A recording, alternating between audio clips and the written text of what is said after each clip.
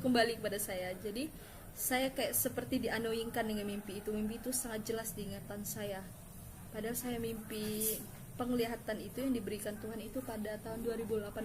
Tiba-tiba Tuhan menaruh satu firman-Nya di 1 Korintus ayat 27 sampai 29 kepada pikiran saya. Tetapi apa yang bodoh bagi dunia dipilih Allah untuk memalukan orang-orang yang berhikmat, dan apa yang lemah bagi dunia dipilih Allah untuk memalukan apa yang kuat, dan apa yang tidak terpandang dan apa yang hina bagi dunia dipilih Allah, bahkan apa yang tidak berarti dipilih Allah untuk meniadakan apa yang berarti, supaya jangan ada seorang manusia pun yang memegahkan diri di hadapan Allah. Jadi teman-teman, saya ini bukan orang yang pernah duduk di kursi teologi ya. Saya juga bukan orang yang mendalami Alkitab. Saya aja baru baca Alkitab baru-baru ini.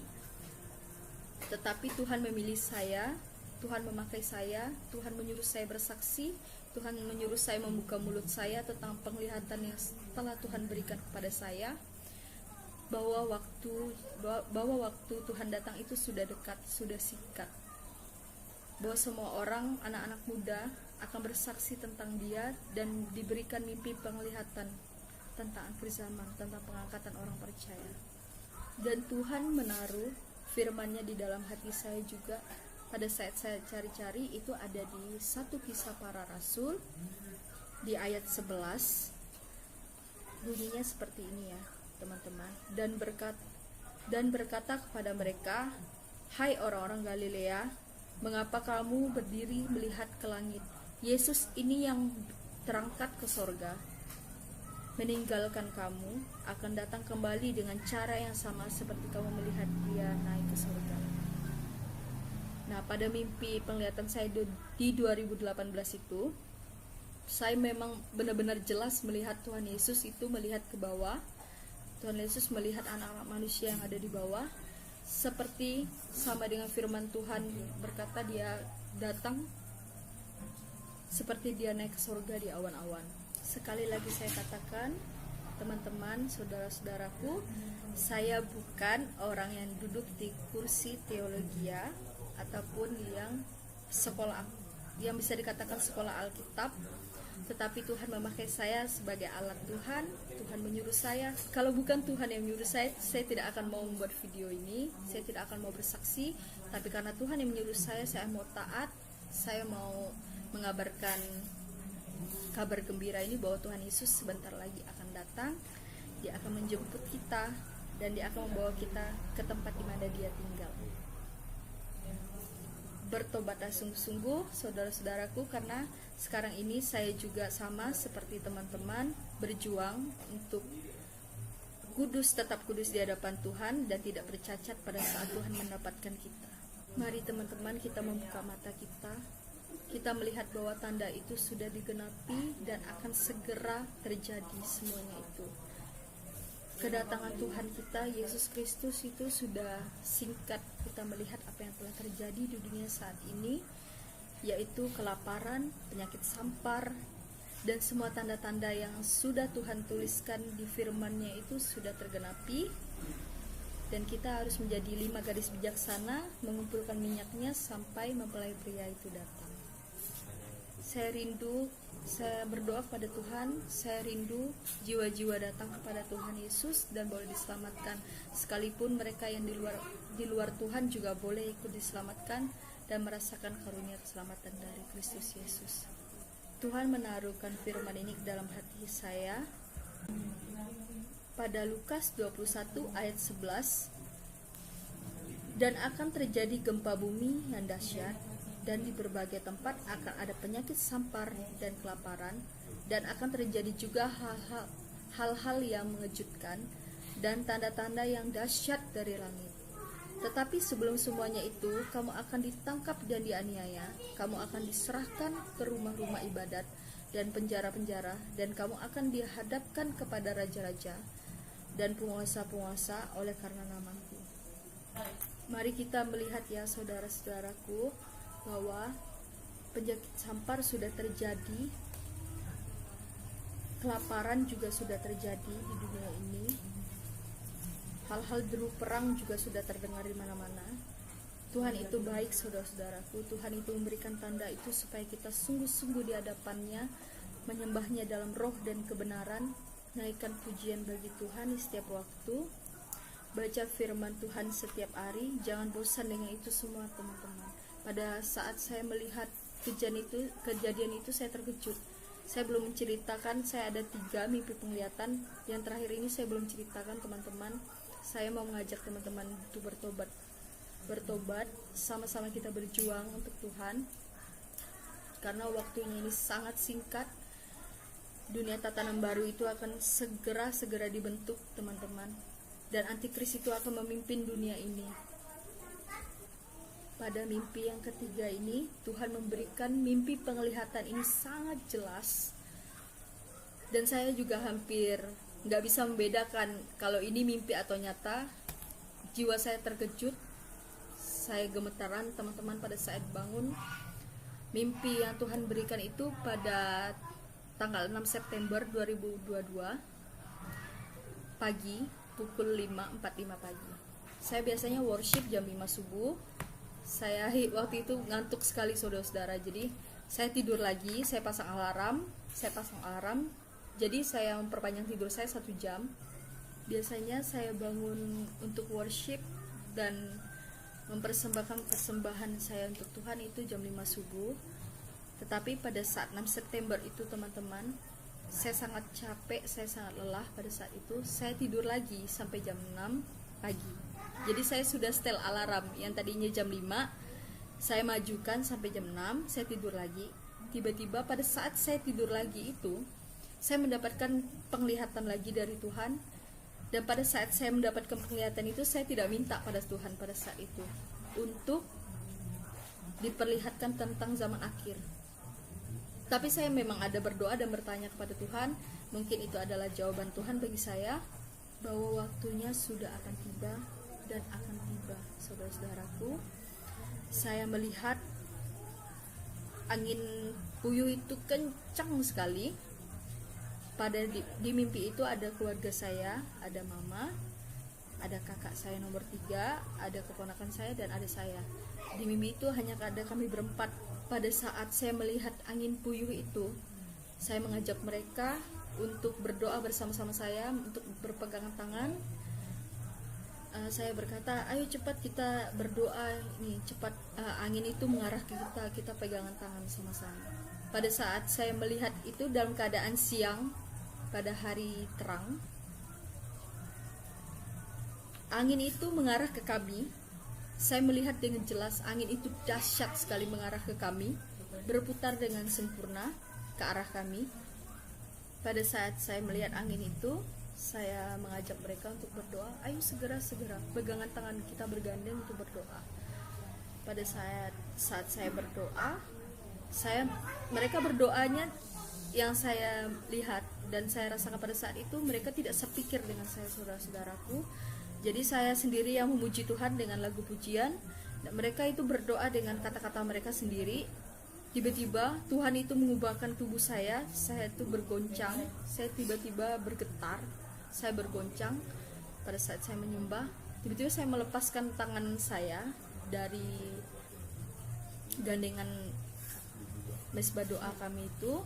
Betul, saya berlari ke depan pintu. Saya melihat ke atas, langit itu sudah berubah, saudara-saudaraku. Langit itu yang tadinya biru siang itu seperti biasa, tiba-tiba itu gelap kelabu, dan gelapnya itu gelap seperti malam. Tiba-tiba saya melihat ke langit, bahwa langit itu terbuka. Cahaya pada lubang yang terbuka itu penuh dengan cahaya, teman-teman. Dan saya melihat orang-orang itu terangkat daripada satu lubang langit yang bercahaya itu. Tiba-tiba di dalam pikiran saya berkata, wah celaka ini pengangkatan ini. Saya lihat itu kan, saya melihat dunia itu sudah kacau sekali, saudara-saudara, pada saat Tuhan datang. Dan itu jiwa saya tuh terkejut, kaget gitu pada saat itu, pada saat kejadian itu. Dan Tuhan sudah mengejutkan saya pada saat itu. oleh penglihatan itu. Dan mimpi itu jelas sekali saudara, mimpi itu jelas sekali. Sampai sekarang saya mengingat mimpi itu. Setiap saya worship, mimpi itu selalu ada di kepala saya. Tiba-tiba saya melihat roh-roh anak-anak yang berkenan di hadapan Tuhan. Mereka terangkat, saudara-saudaraku, mereka terangkat di dalam lubang yang bercahaya itu.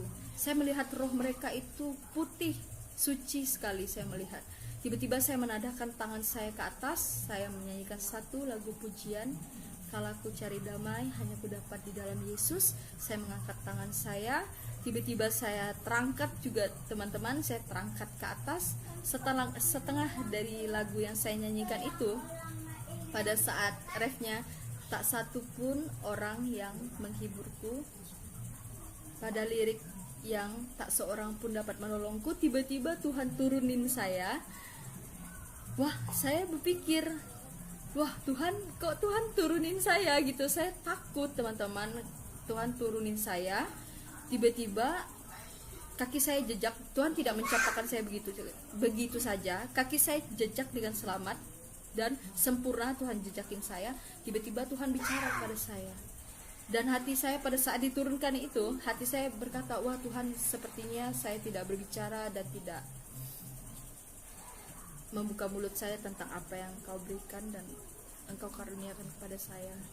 Celakalah saya karena saya belum bersaksi pada saat itu. Saya menyesal sekali, saudara-saudaraku, karena saya belum berbicara tentang apa yang telah saya lihat tentang akhir zaman itu. Saya menyesalnya itu menyesal yang tiada tara sekali, menyesal sekali, teman-teman. Saat kita tinggal itu sangat menyesal, teman-teman. Saat saya turun, Tuhan berkata kepada saya dengan keras, cepat, bersaksilah segera, bersaksilah segera, bersaksilah tentang apa yang kau lihat ini, bersaksilah pada semua orang bahwa kedatanganku sudah sedikit lagi. Berlarilah. Saya berlari mengarah ke keluarga saya di tempat mereka berdoa. Saya melihat mereka tertinggal, saudara-saudaraku. Saya melihat mereka masih berdoa, dan saya tahu saat Tuhan datang dan Tuhan mengangkat, apa yang terjadi setelah itu. Saya mengatakan kepada mereka, ayo segera kita lari dari tempat ini, cepat, karena saya tahu antikris itu akan mengejar kita. Saya sedih, saya langsung sedih. Kenapa saudara saya tinggal? Kenapa orang tua saya tinggal? Ternyata Tuhan mau menunjukkan kepada saya bahwa di dalam keluarga saya itu hanya saya yang terangkat dan keluarga saya tinggal. Tuhan mau saya menyampaikan kepada keluarga saya bahwa mereka itu tertinggal, mereka tidak terangkat. Saya tidak tahu iman mereka, saya tidak tahu hubungan mereka sama Tuhan seperti apa, karena itu adalah hubungan kita masing-masing bersama Tuhan. Tapi saya melihat mereka tertinggal. Tuhan menyuruh saya untuk mengatakan kepada mereka bahwa mereka tidak terangkat, ya saudara-saudara. Dan dunia itu sangat kacau, dan banyak sekali orang-orang yang tertinggal pada saat itu. Banyak sekali orang-orang yang tidak terangkat. Saya melihat banyak sekali, saudara-saudaraku. Dan langit tetap menjadi gelap pada saat itu. Saya berlari, saya bersembunyi karena saya tinggal. Saya tahu, karena di masa antikris itu adalah masa kesukaran besar, di mana orang-orang percaya akan dipaksa untuk menyembah patung bilangan, untuk menyembah patung tersebut, yaitu dengan angka bilangan 66 itu. Siapa yang menerima tandanya itu tidak akan menjadi milik Tuhan lagi, saudara-saudaraku. Siapa yang tidak bertahan pada saat masa kesukaran itu, mereka sudah tidak milik Tuhan lagi, melainkan milik setan iblis itu. Jikalau mereka menerima tanda pada tangan kanan dan dahinya, menyembah patung pada bilangan 66 itu, ada di kitab Wahyu, saudara-saudaraku. Saudara-saudaraku bisa membaca di kitab Wahyu untuk mengetahui jelas tentang binatang apa yang telah Tuhan tuliskan di dalam kitab Wahyu yang dengan bilangan 666 itu, saudara-saudaraku. Saudara-saudaraku yang terkasih, di sini saya mengajak saudara-saudaraku untuk bersungguh-sungguh di hadapan Tuhan di sisa waktu ini. Tuhan memberikan waktu kepada kita di waktu yang singkat ini, karena antikris itu sedang bersiap-siap, saudara-saudaraku, untuk menyatakan dirinya. Jangan sampai kita disesatkan dengan cara apapun. Pada saat ini setan iblis itu sedang bekerja keras untuk menyesatkan orang-orang terpilih, orang-orang percaya kepada Tuhan. Jangan sampai kita bodoh dan lengah di pada masa ini. Saudara-saudaraku, saya sudah melihat masa kesukaran itu. Pada bangun tidur itu saya menangis, saudara-saudaraku, saya menangis. Dan mengapa saya menangis, saudara-saudaraku? Karena saya melihat bahwa keluarga saya tidak terangkat. Saya tahu saat mereka tidak terangkat apa yang mereka alami. Mereka akan dipaksa jika mereka tidak mau menyembah binatang itu dan menerima tanda bilangan binatang itu. Mereka akan disiksa siang dan malam, saudara-saudaraku. Dan itu sangat ngeri, saudara-saudaraku. Maut itu jauh daripada mereka. Dan banyak yang mencari maut, tetapi maut itu menjauh daripada mereka. Itu firman Tuhan yang berkata seperti itu, saudara-saudaraku. Banyak yang disiksa tetapi tidak bisa mati pada saat itu, karena Roh Kudus itu sudah diangkat pada saat itu. Allah sudah tidak memimpin dunia lagi, melainkan setan iblis itu yang memimpin dunia. Saya menangis, saya mohon kepada mereka untuk bertobat sungguh-sungguh di hadapan Tuhan di hari akhir ini, membaca firman Tuhan, menaikkan pujian syukur bagi Tuhan. Di setiap waktu kita harus menyembah Tuhan, kita harus meninggikan Dia, karena hanya Dia yang bisa menyelamatkan kita, saudara-saudaraku. Karena waktunya itu sangat dekat. Tuhan sangat mendesak saya untuk berbicara. Tuhan sangat mendesak saya. Sebenarnya saya sering kali menunda ini. Saya sudah menunda ini sudah lama, saudara-saudaraku. Dulu saya tidak berani untuk berkata-kata, tetapi Tuhan memberikan saya roh keberanian untuk berkata-kata. Carilah Tuhan, saudara-saudaraku, carilah Ia selagi Ia berkenan untuk ditemui. Carilah Dia, carilah wajahnya. Sedikit lagi pintu itu akan tertutup, saudara-saudaraku. Pintu itu akan tertutup. Jangan engkau berkata, saudara-saudaraku, bahwa dari dulu kok Tuhan Yesus sudah datang, dari dulu kok Tuhan Yesus itu udah memberitakan kedatangan. Jangan berbicara seperti itu. Siapa yang berbicara seperti itu akan ditimpa oleh kebinasaan pada saat itu, teman-temanku. Berjaga-jagalah, kuduslah, sebab Tuhan itu kudus.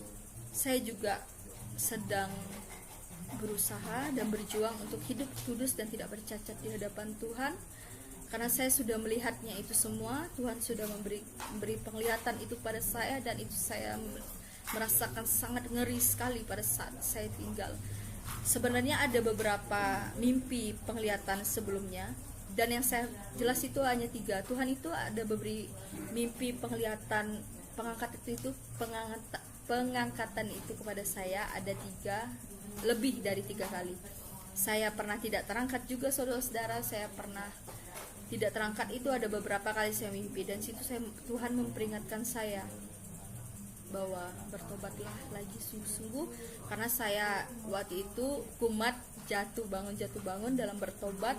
Jadi Tuhan itu nggak jemu-jemu untuk mengingatkan saya melewati mimpi penglihatan saya. Pada saat orang-orang yang tidak terangkat itu sangat banyak jumlahnya, dan mereka akan meratapi Tuhan. Mereka akan minta ampun pada Tuhan, tapi sudah terlambat, tidak ada waktu lagi. Sekarang ini adalah waktunya. Mari saudaraku bertobat sungguh-sungguh di hadapan Tuhan. Kita sama-sama berjuang hidup kudus di hadapan Tuhan, tidak bercacat di hadapan Tuhan. Saat Tuhan mendapatkan kita tetap setia, kita tetap tidak bercacat dan kudus di hadapan Tuhan. Sebelum saya mendapatkan mimpi penglihatan 6 September yang sangat jelas ini, sebelumnya Tuhan memberikan mimpi kepada saya, tetapi itu bukan mimpi penglihatan pengangkatan, tapi Tuhan melihatkan kepada saya, lihatlah dunia ini. Tuhan berkata kepada saya, lihatlah dunia ini, mereka yang beraktivitas seperti biasa, mereka akan terkejut dengan keadaan itu yang akan terjadi. Dunia ini sudah tidak baik-baik saja, saya akan datang segera. Tuhan berkata seperti itu, saya akan datang segera. Dan Tuhan memperlihatkan kepada saya itu seperti digebu-gebu sama Tuhan, seperti dikejar sama Tuhan. Pada saat itu saya melihat dunia orang beraktivitas seperti biasa di perjalanan, mereka itu seperti tidak tahu dan tidak peduli tentang itu semua. Dan Tuhan bilang mereka akan terkejut, mereka akan kaget. Pada saat itu aku datang seperti pencuri pada saat malam. Tidak ada seorang pun yang tahu pada saat masanya itu terjadi.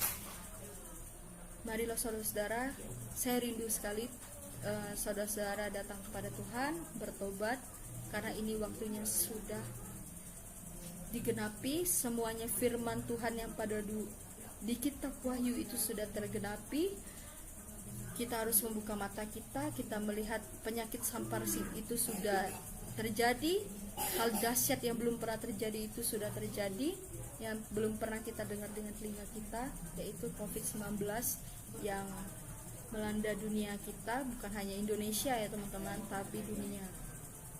Dan kita harus membuka mata kita sebenarnya. Kita melihat maut itu dekat sekali di hadapan kita. Kita harus minta pertolongan Tuhan dan perlindungan Tuhan. Pada saat saya bekerja, saya survei, Tuhan itu sering sekali berbicara kepada saya, saudara-saudaraku. Tuhan sangat sering berbicara kepada saya di dalam hati saya. Tuhan katakan kepada saya, maut itu dekat kepada orang-orang yang tidak berlindung kepadanya. Tuhan melihatkan kepada saya. Pada saat itu saya berangkat kerja, saya sudah khawatir. Tuhan, saya bilang kok saya khawatir sekali ada orang kecelakaan di hadapan saya. Tiba-tiba memang benar, saudara-saudaraku, Tuhan memperlihatkan itu. Tuhan bilang kepada saya, siapa yang tidak berlindung kepadaku, maut itu akan dekat sekali di depan muka kalian, di wajah kalian. Maut itu seperti tatapan sama kalian. Jadi kalau kalian tidak minta pertolongan dari perlindungan pada Tuhan, semuanya itu akan menimpa kita, saudara-saudaraku. Saya melihat orang itu ditabrak truk dan orang itu terjatuh dan truk itu semakin menggilas dan saya kaget. Saya bilang, Tuhan, apa yang saya lihat? Saya langsung ketakutan sampai pulang saya terngiang-ngiang, dan sampai sekarang juga saya terngiang-ngiang. Jadi Tuhan berbicara kepada saya seperti itu. Sebelum saya bersaksi tentang ini semua, Tuhan membuat saya gelisah, Tuhan membuat saya tergebu-gebu. Tuhan bilang, bersaksilah segera, berkata-katalah. Sebelum aku datang, engkau harus bersaksi. Sebelum aku datang, orang-orang harus melihat semua peristiwa penglihatan yang engkau lihat. Saya hanya alat di rumah Tuhan. Saya hanya mau taat kepada Tuhan. Saya hanya mau berbicara, membuka mulut saya untuk Tuhan. Kalau bukan karena Tuhan, saudara-saudaraku, saya tidak akan mau membuat video ini. Saya tidak akan mau berkata-kata kepada kalian tentang semuanya ini, karena saya tidak mau menambahkan atau mengurangkan tentang apapun yang telah Tuhan karuniakan kepada saya. Saya rindu, saya berkata kepada Tuhan, Tuhan, sedari dulu saya rindu Tuhan pakaikan saya. Ternyata Tuhan persiapkan saya untuk bersaksi, untuk menjadi saksinya. Bahkan channel YouTube ini, teman-teman, channel YouTube ini Tuhan yang berikan kepada saya. Tuhan yang menaruh di dalam loh hati saya, yaitu Saksi Yesus. Jadi channel ini juga Tuhan yang berikan namanya. Saya juga tidak memaksa setiap orang untuk percaya kepada kesaksian saya. Saya tidak memaksa teman-temanku, karena Tuhan juga tidak memaksa saudara-saudara untuk datang kepadanya. Itulah adalah pilihan Anda. Sekian kesaksian dari saya. Salam sejahtera. Semoga Tuhan memberkati teman-teman semua. Haleluya, haleluya, haleluya. Amin.